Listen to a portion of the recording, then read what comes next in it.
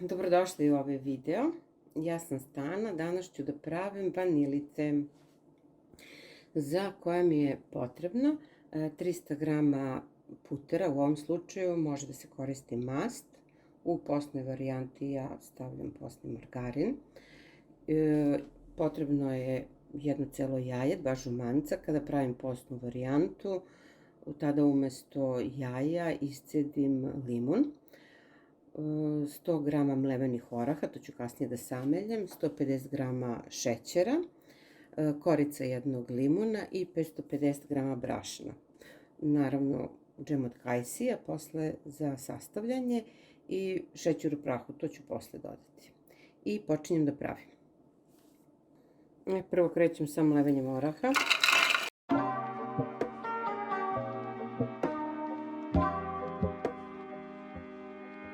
Oraci su mleveni. Jedno jaje.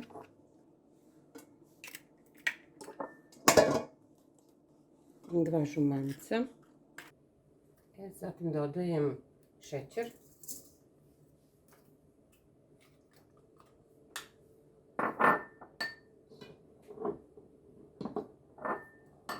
I to ću umotiti.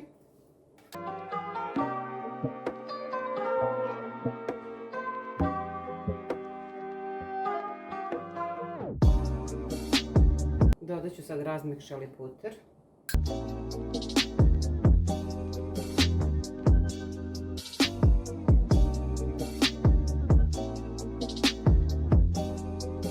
Koricu limuna ću da narendam.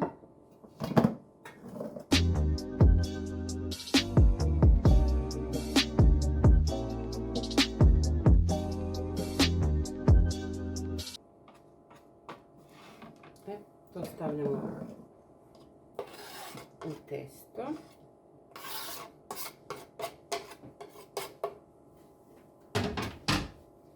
Dodajem brašno.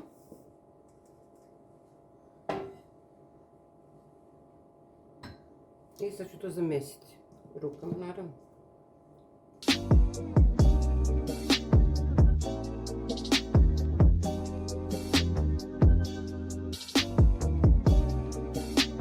Testo je gotovo, dobro umešano. Sad ću ga prekriti providnom folijom i ostaviti u frižideru da stoji pola sata, malo da se stegne puter.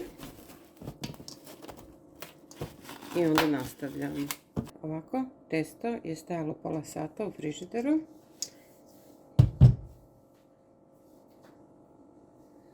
Sada stavljam brašno dole da se ne zalepi.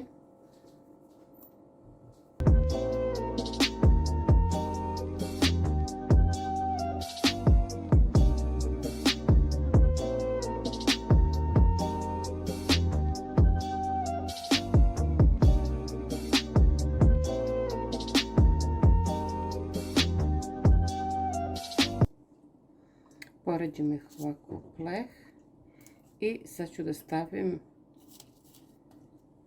na pečenje 180 stepeni.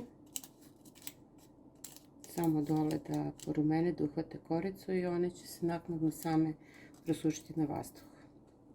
Evo, oni su ispečeni, prva tura, znači ovako da se uhvate dole, malo korica, oni će se sad prohladiti i ide na pečenje druga tura. Inače 3 pleha sam dobila od ove količine. Idemo dalje. I sad krećem sa mazanjem. Evo, ovo je domaći džem od kajsija. Malo stavljam, ne bi bile preslatke. I šećer u prahu.